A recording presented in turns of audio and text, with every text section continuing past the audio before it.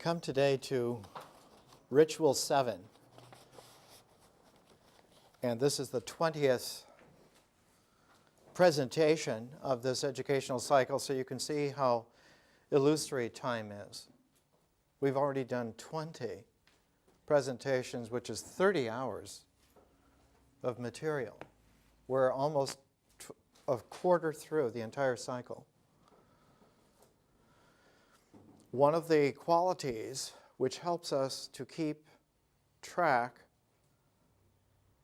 of reality is to follow rhythm rather than measurable time. And so the very first quality of texture that occurs in ritual that is realistic is rhythm. You dance your action. And the dance of action is the rhythmic flow. And that rhythmic flow not only flows as if it were a stream, as if it were a current, but when it encounters anything which exists, it flows around rather than colliding with that thing, that object flows around it, and as it flows around it, these molecules and atoms of the flow will flow around it, and the next ones will flow around it, and the continuous flowing around something is what gives it, is what delivers its apparency as a boundary, as a boundedness. It gives it the definition of something. And were there to be no flow, there would be nothing. Because the identity of anything is just simply its boundary. And its boundary is really constituted by the ever ongoing and accrued boundedness, which is the flow that goes around it. And so if you stopped the flow, everything that exists would vanish, simply would not be there. And so in the high Dharma, the world is called illusion, not because it's not real, but because its reality has apparentness where it also, in addition to existing, it does not exist also. So a really careful 21st century mathematic that seeks to describe something will keep the description into the laminar boundary flow and leave the center of its content empty. So it will not be characterized by content, but be characterized by its dynamic structure, which is a differential conscious way of talking about time and space. All of this becomes mysterious and elusive, and I can jack the language up at this stage to really just sing lyrically on a level that maybe I wouldn't even understand. But we're in an education. We're trying to learn how to learn. We're trying to be prepared about this scale of actuality. And the scale has a complement to it. If something like the nucleus of an atom is taken in its own right, its resonance develops what is called in mathematics a scalar. But if you take the line of development, it develops a vector. And scalar and vector are a pair of ways of calibrating. The one is done on a presence like the nucleus of an atom. The other is done on the electron shells in their dynamic form. The one creates space, the other creates time. Time is a momentum, it's a movement. And one of the indexes of time is heat. How hot it is means how fast the molecules are moving, how fast the atoms are moving. And so there's such a thing as thermodynamics, which is different from mechanics. Mechanics is the old 18th century Enlightenment conviction that something is, and by God it will stay there unless it's moved. And you can know the causes of this and give me another pint to explain this to the assembled. Whereas in thermodynamics, it's increasingly apparent that apparency is not real at all. And at one time, in the salons of Enlightenment England, where mechanics was ruling, there were a couple of dissenters named Berkeley and Hume, who said, don't be so sure that what you perceive is real. It may not be at all. And good old Bishop Berkeley moved to the nascent American colonies for a while and became convinced that more than ever that the European stereotype of philosophy had missed something. And so he wrote his own kind of dialogues about the arcane unraveling through the dialectics, where the dialectical concept vanished into the thermodynamics of the perceptual pursuit, and one ended up with empty hands. And someone like Berkeley was very convinced that this was very much in keeping with the way in which he understood divinity to be real. Hume, on the other hand, who had looked very closely at history, especially English history, to get it down exactly right, because as an intellectual Scotsman of an A++ kind of a mind, he wanted to know exactly how this was. And he ground fine enough to see that when you take a look at man, at human nature, and you really look, all of the elements of apparency are time and space dependent, and they vanish without leaving a trace. And so Hume's treatise on human nature, huge tome, almost nobody wanted to read it because it was very disappointing. It didn't support the opinions that one would hold as a bewigged, bejugged, bepinted elder in the British society. It just didn't work out.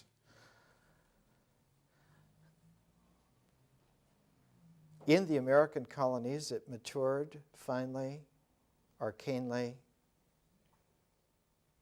in the magical personality of Herman Melville. And when Melville got the bit between his teeth, he just tore into the fantastic cosmos that was beyond apparency, and he wrote Moby Dick. He wrote it in the western part of Massachusetts, in the Berkshire Mountains. And when he would get so full of the magical elan of the ritual of doing something that was so sacred it wasn't even mentioned anymore, he would walk 5 or 6 miles through the Berkshires to go and visit the only man on earth who could have understood him, and that was Nathaniel Hawthorne, who was also writing in the Berkshires at the same time. And Melville dedicated Moby Dick to Hawthorne because he was the only human being that he knew that could listen to him in this high dharma flow of laminar appearance, vanishing into the mystery of nature. One of the things that we use to hold the necklace of our Saturdays together is reading either Moby Dick or the Odyssey in a whole year-long scheme, and we are at the 20th week, so this is the 20th reading assignment in Moby Dick, and it's called The Sphinx. Just a few lines from it. chapter 70 of Moby Dick. It should not have been omitted that previous to completely stripping the body of the Leviathan, you have to imagine this whale next to the Pequod, and Melville is talking about how you deal with this whale now that you have him, what do you do with him? And this Leviathan, the body of the Leviathan, he was beheaded. Now, the beheading of the sperm whale is a scientific anatomical feat upon which the experienced whale surgeons very much pride themselves, and not without reason. Consider that the whale has nothing that can be properly called a neck. You can see the Zen in Melville right away. In fact, on the contrary, where his head and body seem to join, head and body, mind and body, if you're following, if you're not following, get up to speed. We're talking about the mystery of nature. On that you think that nothing could be more objective than to be out there on the ocean, out of sight of land for a year or more. I mean, really out there. And the whale, what's more fiercely objective than the tonnage of a whale, as big as the ship? Contrary, where his head and body seem to join, there, in that very place, is the thickest part of him. Remember also that the surgeon must operate from above, some 8 or 10 feet, intervening between him and his subject, and that subject almost hidden in a discolored, rolling, and oftentimes tumultuous and bursting sea. I skip down a little bit. When first severed, the head is dropped astern and held there by a cable till the body is stripped. That done, all the blubber, all the tissue, taken off and boiled down in the try-works, and Melville says to make the oil that lights the night of men. Held by a cable till the body is stripped, that done, if it belonged to a small whale, it is hoisted on deck to be deliberately disposed of. But with a full-grown Leviathan, this is impossible, for the sperm whale's head embraces nearly a third of his entire bulk. And completely to suspend such a burden as that, even by the immense tackles of a whaler, this were as vain a thing as to attempt weighing a Dutch barn in a jeweler's scales. You can see that Melville's sense of the ridiculous is one of the origins of the sublime humor of Mark Twain. The Western tall tale of Mark Twain has origins here in the incredible, felicitous comparisons of Herman Melville.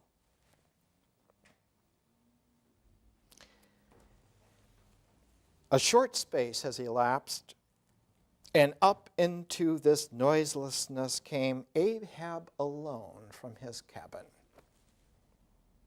Taking a few turns on the quarterdeck, he paused to gaze over the side, then slowly getting into the main chains, he took Stubbs' long spade, still remaining there after the whale's decapitation, and striking it into the lower part of a half-suspended mass, placed its other end crutchwise under one arm, and so stood leaning with eyes attentively fixed on this head.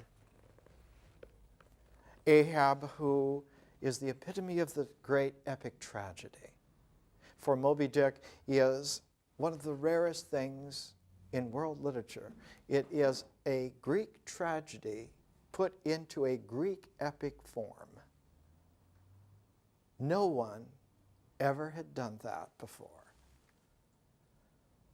When Aeschylus created Greek tragedy, and we're talking about Greek tragedy because we're using Euripides' Bacchae as one of our pairs of books right now.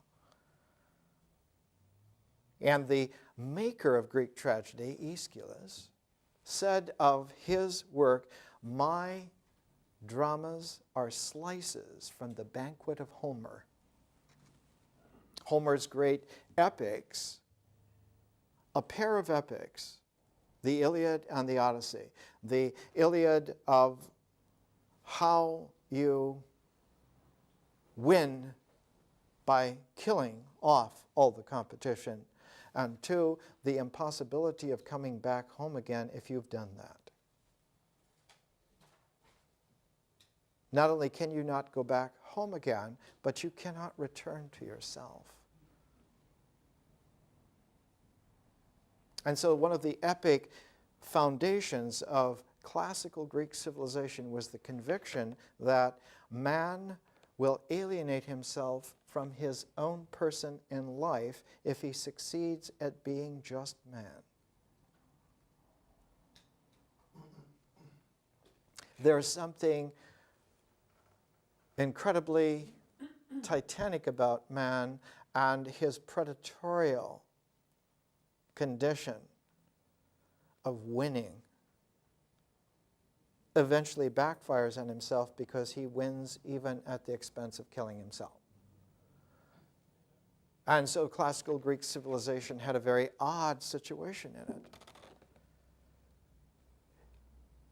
It was the birth of the tragic view of life.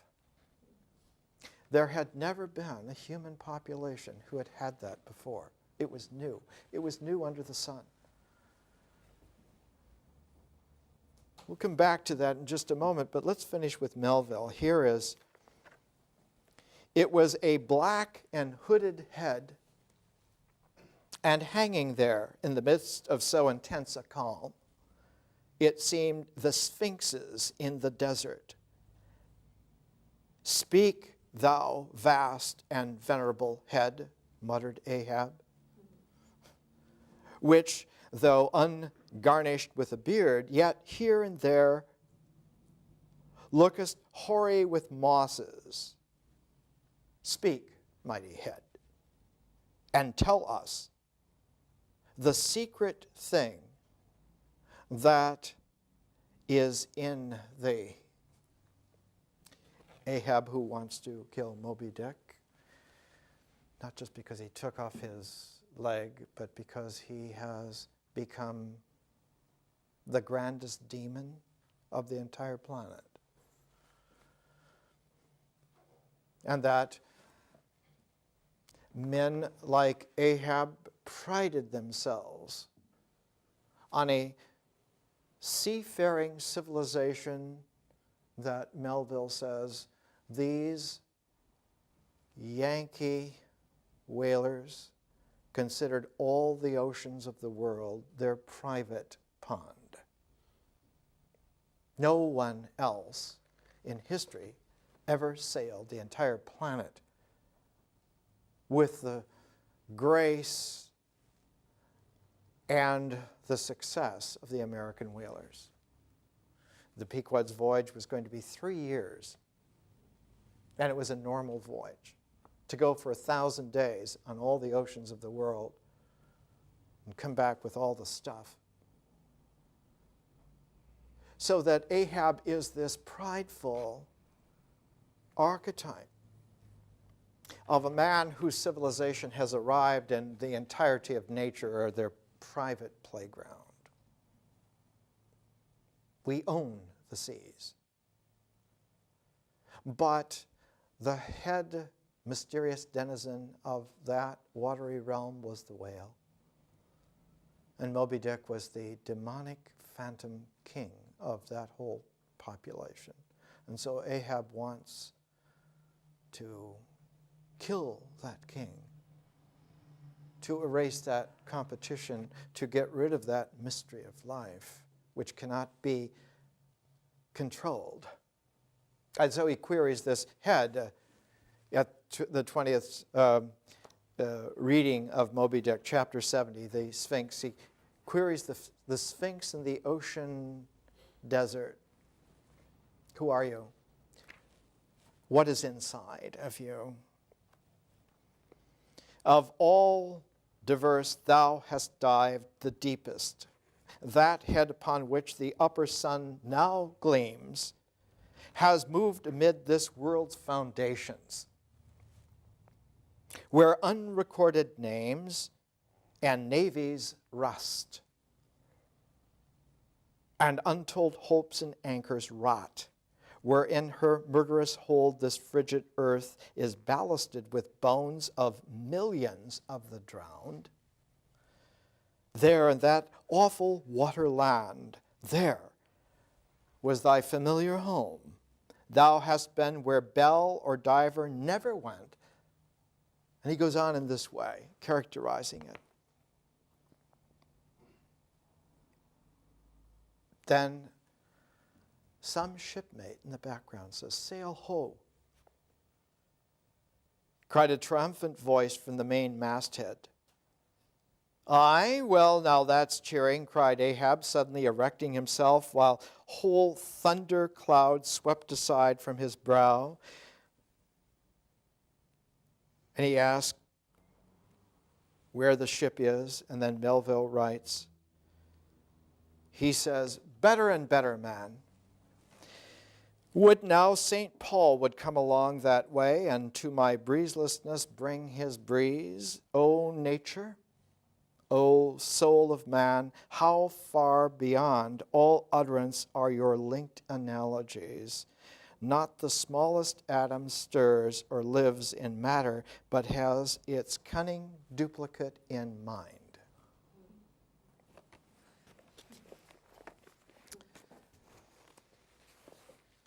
So if you want a Zen Greek tragedy epic, Melville will do.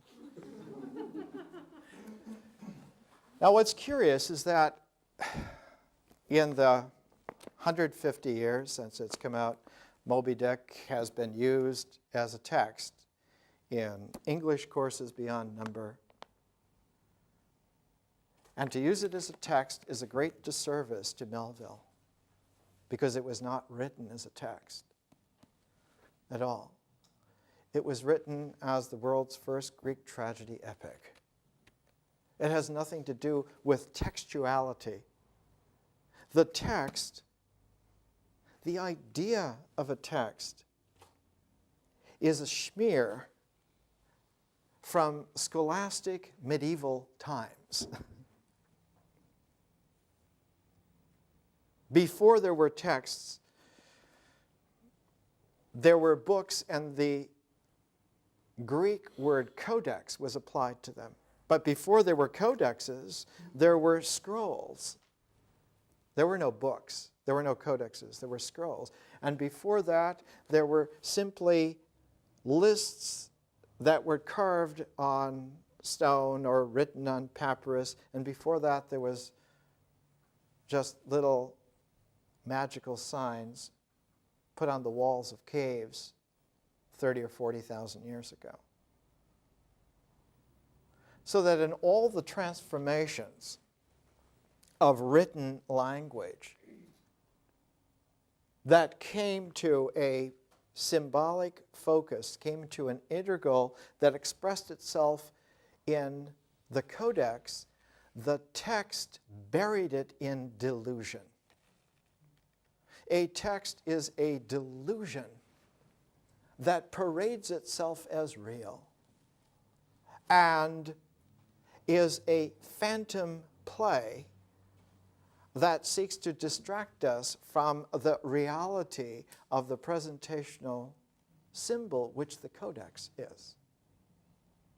And it's very difficult to appreciate this and how dangerous this is, but in the beginning of the 21st century, when computers are going to be terabyte powerful and men will be able to write their text in such a complex mode that no one will be able to figure it out without at least having a 300 IQ, it's a very moot problem.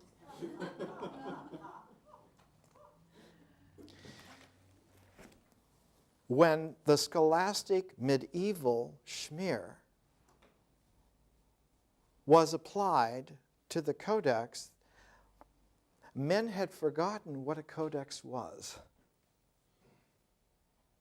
They had become disinterested, disenchanted with the difficulty of reading so goddamn many fat books. So little selections were taken out of these books that stood for those books, little aphorisms, little collections. One of the first such collections was made by a man who had such a harmless name, Peter Lombard. Peter Lombard's Sentences was one of the first texts. It was selections from all the great classics that you should read and should be told about in schools that taught people simply to behave. Isidore of Seville in Spain did another little compendia like that, and these were the first textbooks and could parade as if they were learning. And after several hundred years, human beings in that part of the world, that whole swath of the world, from Ireland to India, forgot what codexes were, forgot what learning was on level of Greek tragedy and Homeric epic, and would have not been able to even imagine a Moby Dick, much less a Herman Melville. The teaching from the text in a scholastic mode is to explicate the sequential order for you, and eventually the order does not belong to anything real, but is a ground-up pastiche, rearranged and rearranged and rearranged until you get a kind of a phantasmagoria that parades itself then as something. And it is this fractal chimeria of the medieval compendia that is the basis for all teaching done out of a text. You, as students, are supposed to follow the teacher as he grinds his way scholastically through the text. You better be able to answer the questions. Yeah, regurgitate, throw up. The vomit theory of learning.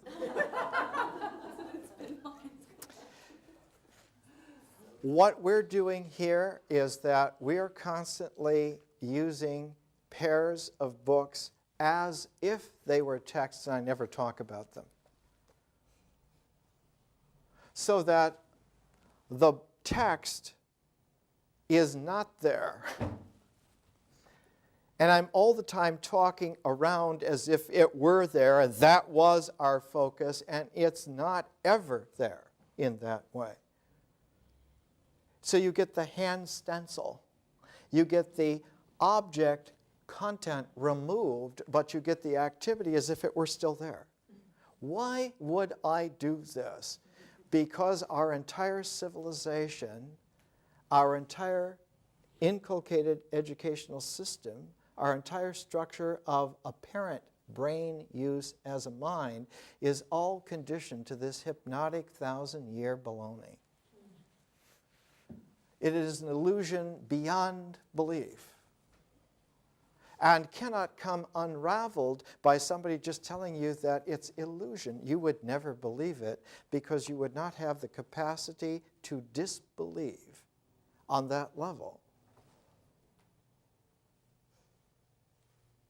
Now, the other book that we're using, Tale of Genji, written 1,000 years ago, Lady Murasaki, is a Japanese Zen epic that specializes in disclosing a realm that is as complicated as the European world by 2000.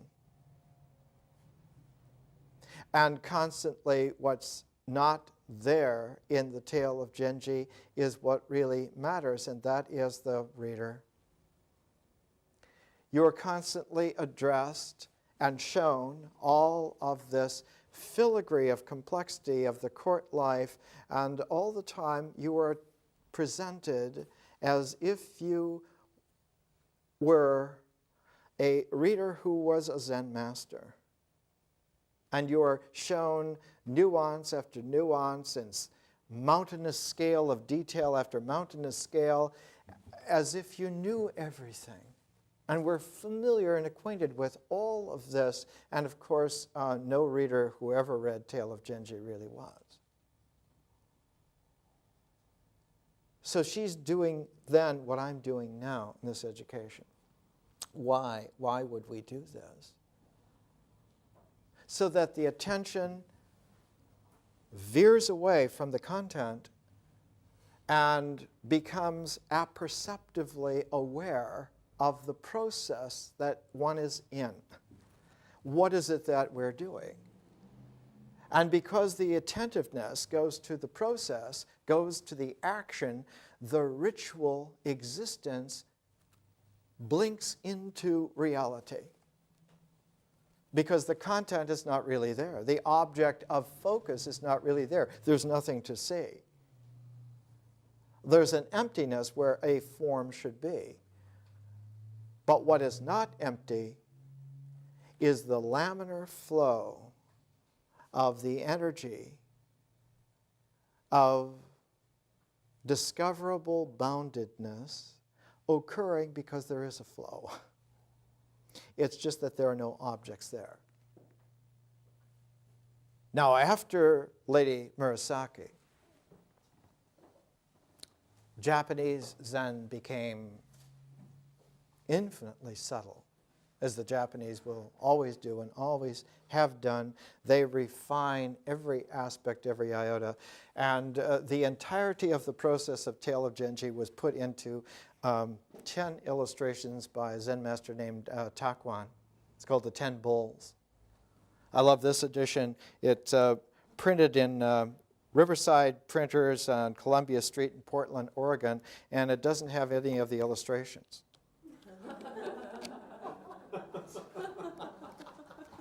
I love it.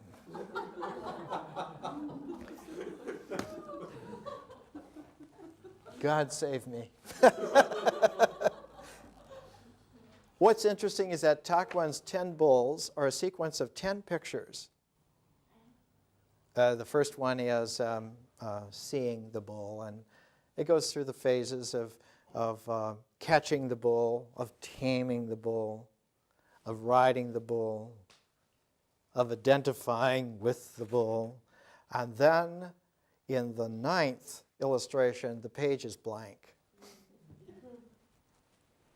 And the 10th picture is the rider and the bull is going back into the village to, as the saying used to be in one of Jack Kerouac's poems, he went back to drink with the butchers.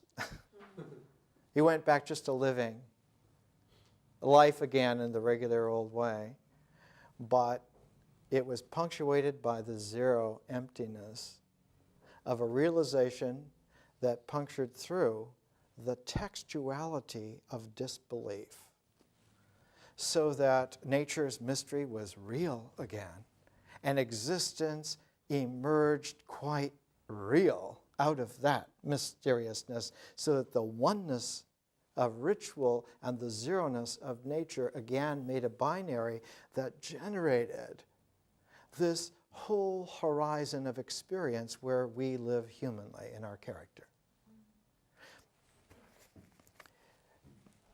It's what is pointedly not there that becomes of great interest in a ritual comportment that respects the mystery of nature. All good ritual does this. Just because Takuan's 10 Bulls does this in a Japanese sophisticated 10-picture only set is just like the ultimate refinement of that. But all ritual does this. All men and women who have achieved a real life have understood that existence emerges whole out of the mysteriousness of nature, which is not there objectively. And because it's not there objectively, what emerges can be there objectively. That if there were no difference between the form and the background, the form would never be able to emerge and be distinct. So it's important for the background to really not be there. Its not being there is the other side of a form being there. And when forms are able to be taken away, we talked last week about the Buddha calling himself the Tathagata, the ones whose tathata, whose suchness was gone.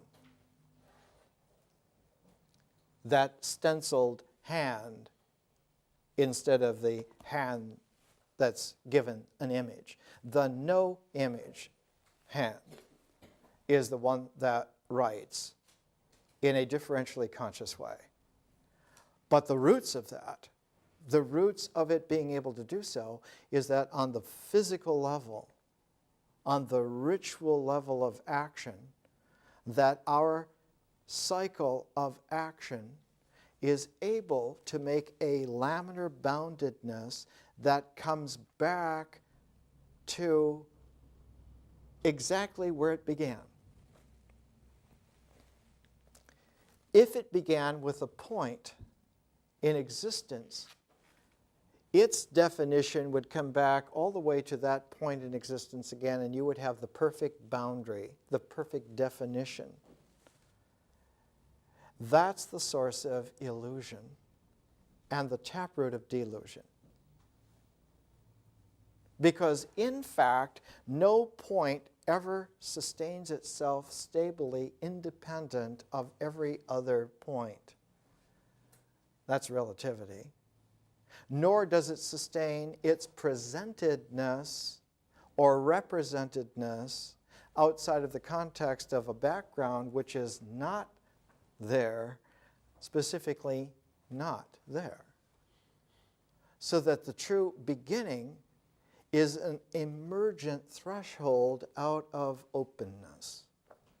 So that good ritual, a good cycle, a good science cycle, returns you back to that threshold of emergence.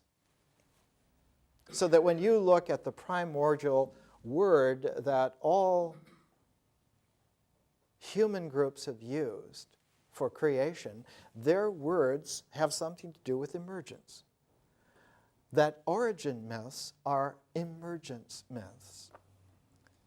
That originating rituals have something to do with emergence. They have to do with birthing or rebirthing. Not establishing something concrete and static. That's rather puerile, it turns out. But the emergence.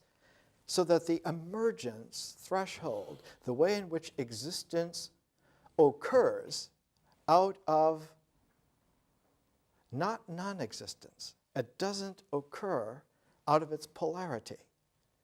It occurs out of a phase which had its own way of being before the occurrence. So that the Tao allows Te to come out whole and doesn't charge it anything. Doesn't take any commission at all. And that the Te, the One, has within its capacity the ability to expand its existentiality in terms of hidden orders of the zero, so that 1 can become 10. Otherwise, it would be impossible for it to do so. And 10 can be 100, 1 can become 1 billion.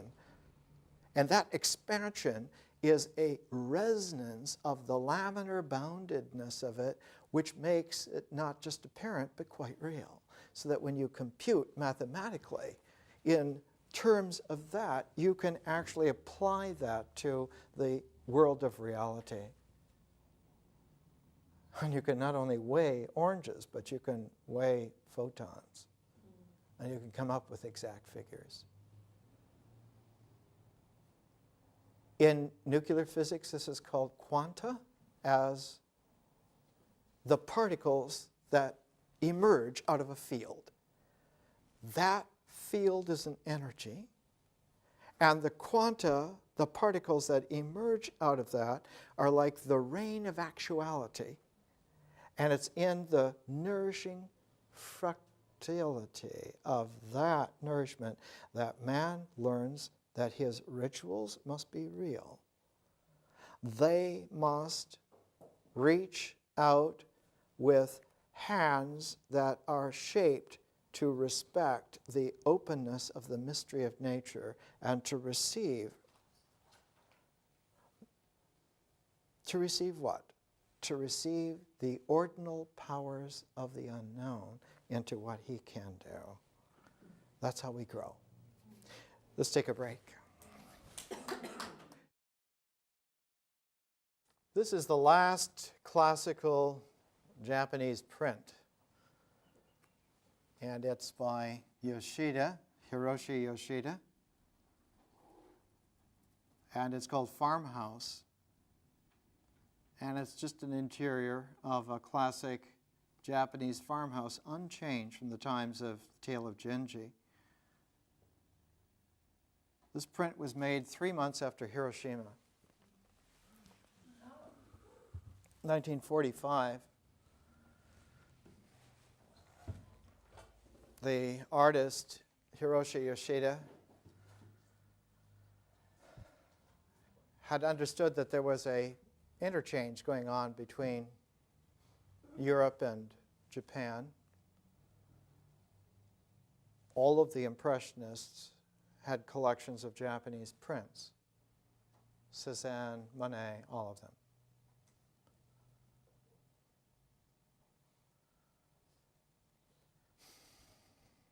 So that the Impressionists learned from the Japanese prints, but the Japanese printmakers had learned from the Europeans. Hokusai learned a lot from the Dutch artists.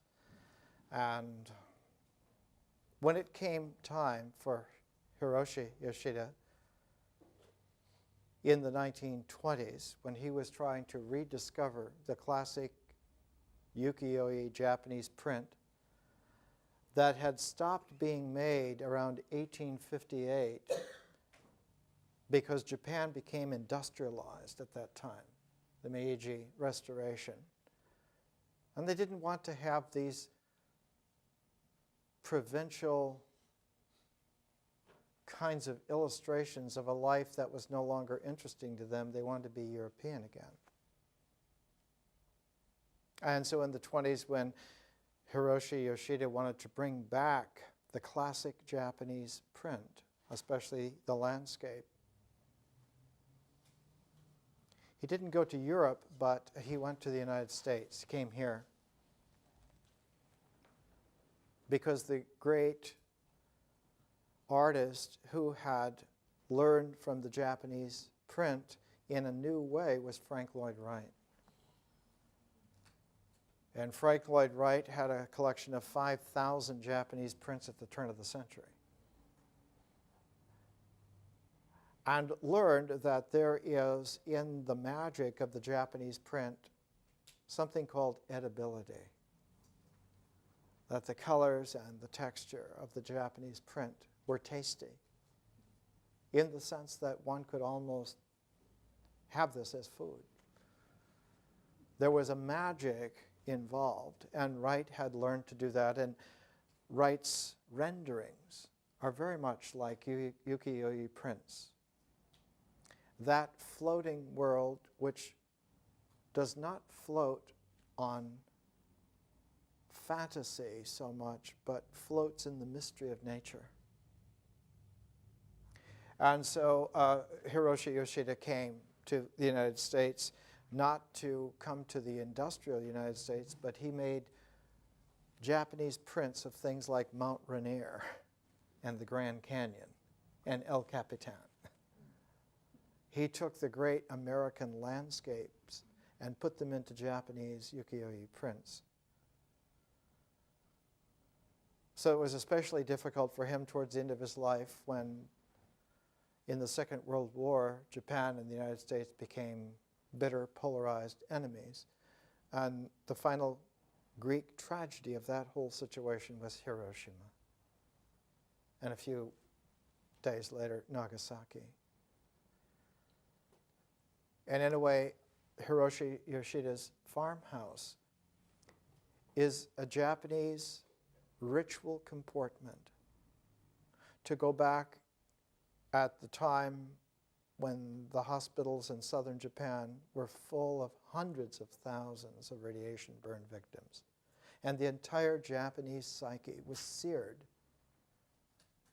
seared to such an extent that some 9 years later, a film like Godzilla was the only way in which they could express the rage and dismemberment of what had happened to them as the first casualties of nuclear warfare. Yoshida's print is the Japanese ritual way of accepting even that nuclear nightmare and reinstating by a repetition of something like Farmhouse.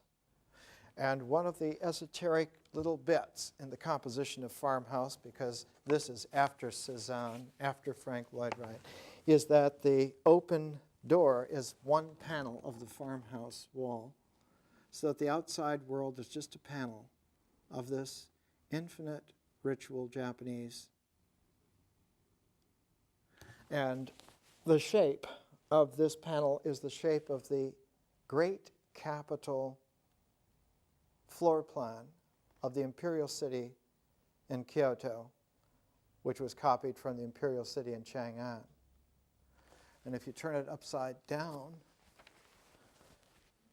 the gate forms exactly the size and proportion and location of the Forbidden Palace in the sacred grounds of the capital Kyoto, as the Tang and Han Palace in Chang'an had formed, so that the open gateway is the way out of that kind of Hiroshima scarring of the psyche. Very sophisticated, and we have to expect that cosmic persons are delicately nuanced into infinity, that one is presented with incredible delicacies of truth and actuality, and it's not at all clumsy. There is in our education this kind of filigree, this kind of delicacy with strength. We're pairing Tale of Genji and Euripides' Bacchae, not in any textual way at all.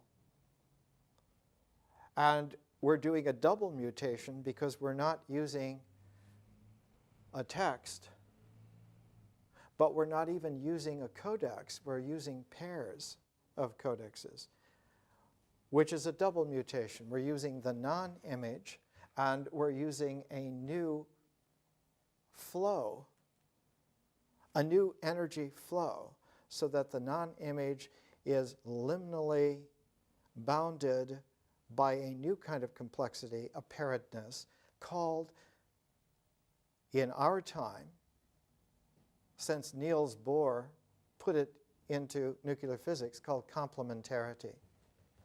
What is in complementarity? Reality.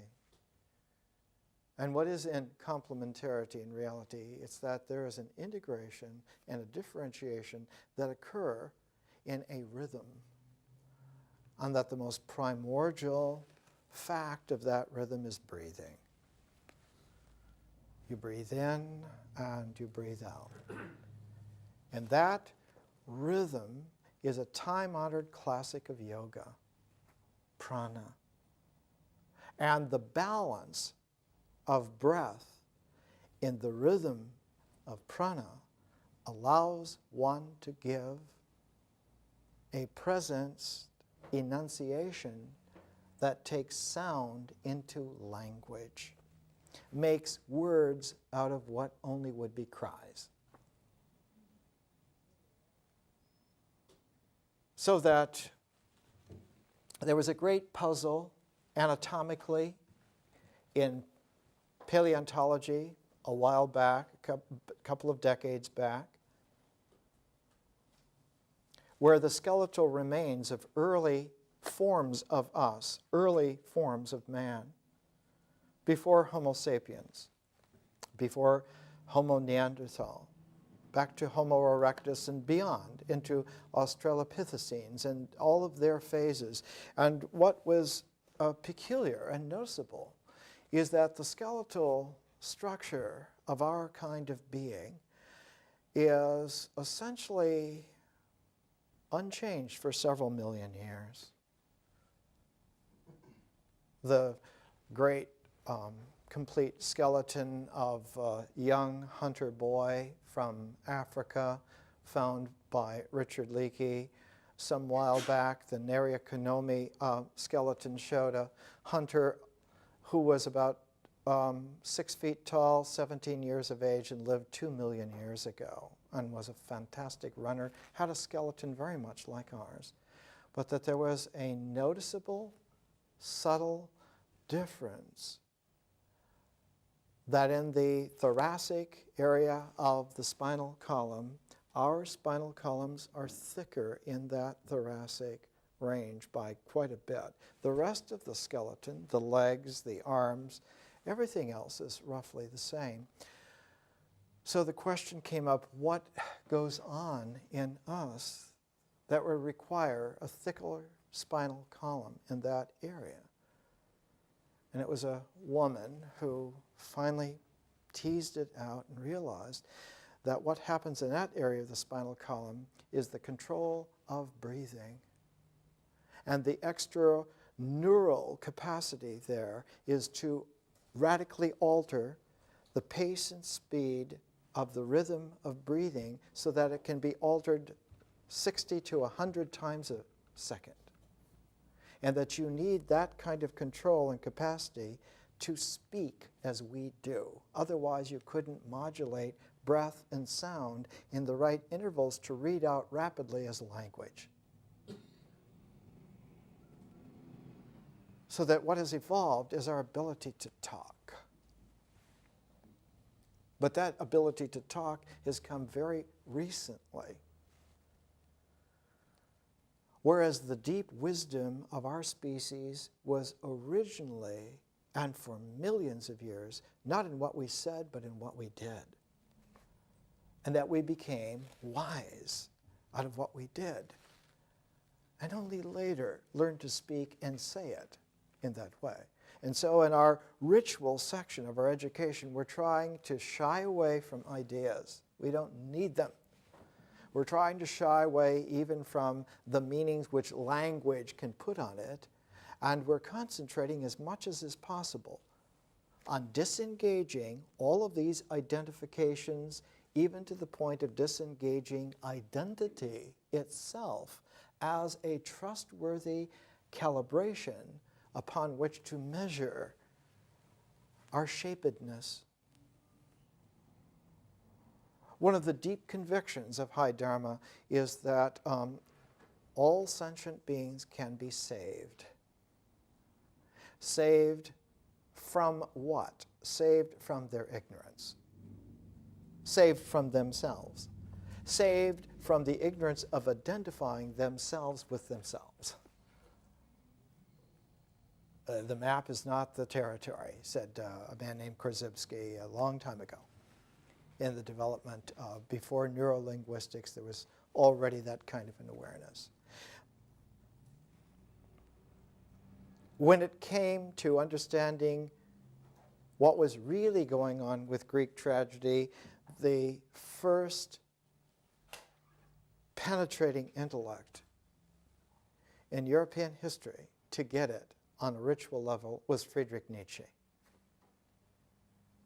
And his first book on Greek tragedy came out in Europe, 1872, The Birth of Tragedy. It was his first book. It was his PhD thesis, as it were. And he was deeply involved at the time with Richard Wagner. Wagner, who was already a mature artist in taking all of the forms of art and putting them together into some master form. Wagnerian opera is like a master form, archetypal form. Singing, dancing, costume, ballet, the whole thing, everything together. And Wagner wrote The Birth of Tragedy to sort of exemplify himself, especially to his friend, that he understood on this great level. He says in The Birth of Tragedy, talks about how this is a very peculiar achievement that Greek tragedy was. And it came out about the same time. The Greek tragedy dialogue, dramatic form, came out very much just preceding to the development of the philosophic dialogue in Plato. And he says, Nietzsche says, that something radically crucial happened to language, that poetry crashed. He says the Platonic dialogue may be described as the lifeboat in which the shipwrecked older poetry and all its children escaped, crammed together in a narrow space, fearfully obeying a single pilot, Socrates. They now entered a new world that could never tire of looking at this fantastic spectacle. And he talks about how Plato gave posterity the model for a new art form, the novel, which might be described as an infinitely enhanced Aesopian fable in which poetry is subordinated to dialectical philosophy, just as philosophy had been for centuries subordinated to theology, a mere ancilla. So Lady Murasaki's great novel, The Tale of Genji, had precursors in the post-Plato classical world. There were romances, as they were called, romantic novels at that time. And the most esoteric of all the romantic novels of the classical world was a novel by a man named Apuleius, The Metamorphoses, the Transformations of Apuleius.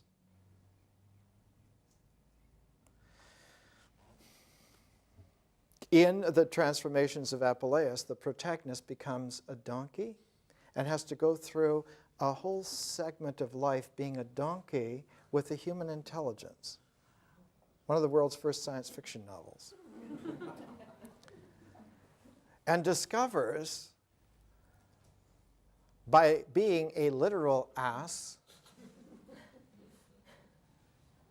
in a world of asses, the peculiar quality of man lies in not what he is, but in the fact that he can transform. That he is never what he is always potentially and possibly something other than what he currently today is, and therefore man as a magical being is not a natural thing. Does not achieve reality in nature, achieves reality in the range of transformations which one undergoes. And so that a true spiritual life is enjoying a wide range of expansion of resonances, of possibilities. We are possible spectrums of adventures without end. Nietzsche goes on to say that in the development of Greek tragedy, there was a paradox because he's the first one to talk about Apollonian forms and Dionysian breaking of forms. And of course, you recognize in the Dionysian energy that in Nietzsche breaks forms, you recognize the differential, the integral and the differential. You would sometimes see in ancient iconography, if you were to look at a magus from the Paleolithic era, they would hold like this: that which comes together and that which goes out. That together, in a ribbon of continuity, is the ribbon of breathing. This air comes in and becomes a part of me, and it goes out and carries something of me. And if I learn to speak, if I learn to modify the air going out from me into a language flow, that language flow carries part of me with part of the air in its exhalation cycle. And if I balance myself in an equilibrium. It's a part of physics that is being explored just at the beginning of the 21st century. Quantum phase transitions. If you have, this research came out of superconductor research. If you have a temperature which is as close to possible as absolute zero, so that you have a temperature, but it is so minute that it almost doesn't register, and yet one can call it a non-zero temperature. The threshold, the liminality between absolute zero and the lowest non-zero produces an exotic, magical realm of transformation. You have there something called metallic hydrogen. You have there a liquid helium that will crawl out of any beaker that you put it into. You have a magical world that Apuleius was at home in 1900 years ago. Those magic carpet transformations actually happen, but only in that rare condition, which can be reproduced in a physics research laboratory today, but 2,000 years ago could be reproduced in the meditative interiority of a mind held so completely in equanimity that it became a crucible for alchemical transformations where consciousness noted the slightest difference of non-zero temperature. Non-zero temperature, which is the beginning of movement, because movement is only gauged by how hot atoms or molecules are, so that something happens, so that there's an action, a pragmatos. Otherwise, there's no movement, there's no time. It is a very peculiar realm, and it's in that realm that we need to look when Nietzsche writes in The Birth of Greek Tragedy. Here, philosophical thought overgrows art and forces it to cling tightly to the bough of the dialectic. He's saying all that's left is the process of discussion in the form of the dialectic. The Apollonian tendency is cocooned within its logical schematism, just as we found something similar in the work of Euripides, along with the translation of the Dionysiac into naturalistic emotions. Because you cannot notice this development if you look at Aeschylus or if you look at Sophocles. Aeschylus was generating the art form, and his artistry is impeccable. Sophocles is so equanimous that he handles the entire range without giving any indication whatsoever for analysis. Finally, the only thing you can do with Sophocles' equanimity is appreciate its magisterialness. But with Euripides, for the first time, what comes into play are the little squiggles that are intentionally put there because he doesn't want to show Sophoclean equanimity or Aeschylean artistry. He wants to disclose the fact that this bell doesn't quite sound right because it's fractured, and that bell is the mind of the classical Greek pride. And that what was fractured in that mind was a conviction that it was perfectly real when it was identified in itself, that A equals A. And that this is a terrible, terrible delusion. And Euripides is the first Greek dramatist to use a structure that includes a pair of encapsulating, set-making techniques that you do not find in Aeschylus or Sophocles or any other tragedian. He wrote a prologue and an epilogue. Euripidean drama, his Greek tragedy is specifically one of a context within a set that's parenthetical by design. That what you are seeing is not what you're participating in mystically as a ritual that really works in nature, but that this is an art form that has already suffered an abstract flaw and does not happen in nature at all.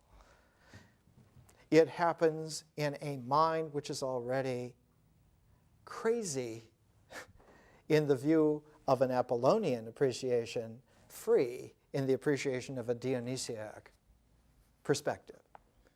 And the tragedy, the Greek tragedy, the Euripidean tragedy that does this is the Bacchae.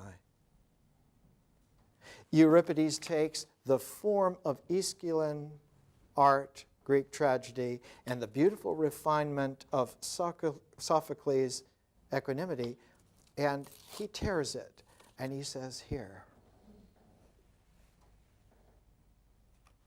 is the flaw in my play that's on this stage. What's the name of the stage? Is the Theater of Dionysius. Here's the classic study by A.W. Pickard, Cambridge, Oxford. The Theater of Dionysius in Athens. Is there a design flaw in the theater? Is there a design flaw in the form of the Greek tragedy? Where is this flaw as it occurs? I put it into this Greek tragedy, the Bacchae, but the content of the Greek tragedy, the Bacchae, is all about this flaw being in man in an archetypal way whenever he gets to the pride of thinking that he really is something which is identifiable. And the protagonist, notice even the terms, protagonist, antagonist. There's a pro and a con. There's a protagonist who does the action. There's an antagonist that is against that action. It's like the pro and con of a Platonic dialogue. The Socratic magus showed that it does not make any difference whether you take pro or con of any issue, as long as you follow it down the labyrinthian ways. In a true discussion, you will find a quantum critical point beyond which only aletheia, only truth occurs. Truth which is undividable. So that Plato's dialogues are not so much a dialectic game as they are a source of ordinal division reaching a point where pairedness becomes singularity. That quantum critical point is the point where existence emerges out of the mystery of zeroness. The place where the Parmenidean way reveals the harmony of Pythagoras. It's very arcane, and if one wishes to follow it, you can do much worse than to follow the way of The Birth of Tragedy by Nietzsche. What concerns us here is the way in which ritual, by the slovenly way in which has been misconsidered for millennia, forms a baffle for ever learning about learning. One never has a chance to learn by disclosure and by discovery, only by identification and by beggaring memory to serve as a washmaid, because memory then is supposed to be something which you recall in the mind as if it were engraved on some kind of wax tablet. And all this, that classical art of memory from Cicero, is a very misleading kind of Roman gulping of the true origins of memory. And we will find that next year that memory only operates differentially. It only uses ratioed reals. It never uses whole And this is why memory has a mathematic to it, whereas there is an arithmetic to imagery. In the day of Lady Murasaki's tale of Genji, at the founding of the great ability in Lady Murasaki to make a huge novel of the way in which the Japanese court reality, dynastic reality, was dissolvable almost instantly into a blizzard of moments that vanish in upon themselves, creating the very real kinesthetic sense that what one was seeing was not real, but a floating world, a true ukiyo-e. That this human drama of the great authority of military dynasties and court life and pecking orders that made of the slightest infraction of the proper etiquette, it made one a barbarian who would be exiled to overgrown weed places. Whoops. This is an overgrown weed place to someone like that. We're just ghosts among skeletons. Bacchae has a beautiful haiku in the Oko no Hosamichi, the narrow road to the deep north, where he comes across this ancient battlefield and he notices that in this rusted old warrior's helmet, some grasses, very tender, have come up through the eyes and are flowering there. In order to not become huffy about who we are, of what we are, it's not just having a little pleasant, sentimental reminder to be humble. Greek tragedy and the tale of Genji, Euripides and Lady Murasaki are paired because they remind us that there is a bow tied to the entire universe, not to become proud of appearance in place of the real. That the real includes always an equal capacity to dissolve whatever is made. Shiva not only makes, but unmakes. Has a titanic capacity to dissolve, what do they say in the film Alien? We haven't seen an acid like this since nucleic acid, molecular acid. We live in a time where all of the forms of civilization have already dissolved, and they are simply not there. We cannot count on them because they are not there anymore. But we have every capacity to remake from scratch whatever kind of forms that we need.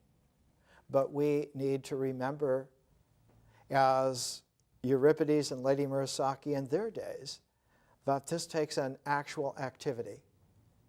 The beginning is the actual ritual activity, not the thought of doing it, not the personal prayer that it will happen, needs to happen, but the ritual activity of setting in motion. Setting in motion the interplay between mystery and emergence. And as long as that interplay is operative in a paired set, the binary encoding of actuality can be expressed. It is expressible. That's a promise.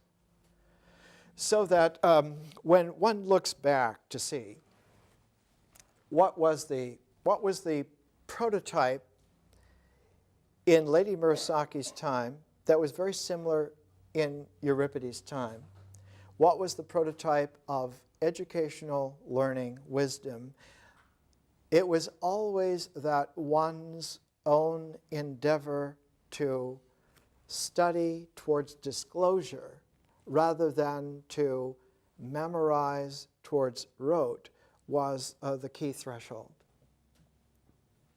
beyond which one got into the flow that made the very laminar boundaries of things real, whereas the other eventually percolated down into a pachinko game of polarities that increasingly become stupid. And there's a real box canyon in that. Two things. One of the Japanese who went to Tang, China, and brought back, we talked about the esoteric Nestorian Christianity, which was really a Hellenistic Judaism. That's why Nestorius and his people had to leave the Byzantine Empire, because they were heretics. They didn't believe the kind of state Christianity that had become de rigueur in the 400s AD. They said, well, this has nothing to do with it at all. And in order to save their lives, they fled into Central Asia. And in fleeing into Central Asia, by the time of the founding of the Tang Dynasty, this great Nestorian monument raised in Chang'an and carried to Japan and raised there in Kyoto. And the man who did that is known in Japanese history as Kobo Daishi. It's also known as Kukai. This is a Columbia University Press translation of Kukai's major works. Kukai, in this one, The Meanings of Sound, Word, and Reality, written about 1,300 years ago. The Tathagata reveals his teachings by means of expressive symbols. These expressive symbols have their constituent elements in the 6 kinds of objects. These objects have their origin in the 3 mysteries of the Dharmakaya Buddha. The universal 3 mysteries pervade the world of Dharma and are perpetual. The existence with the 5-fold wisdom and 4 norms comprises the 10 worlds and misses nothing. And this kind of language was there at the founding of Kyoto. Heian-kwo was the original name of the capital. And it was Lady Genji's clan, the Fujiwaras. Fuji means wisteria in Japanese. Mount Fuji is Mount Wisteria. It's something beautiful. It is a beautiful form. And the Fujiwara clan were the ones who established the cultural high water mark, so that when Lady Murasaki wrote, she was the creme de la creme of the spiritual aristocracy of Japan, which is why her work had refinement within refinement and set a tone out of the style of appreciation, not religion, but appreciation for the mysteries of learning. In her time, there was the development of the great Tendai sect of Buddhism, which we talked about last week, of taking the Shinto shrines of nature and putting them into a Buddhist temple complex in such a way that the temple dissolved itself at the center and revealed only an openness of a shrine to a nature beyond the natural.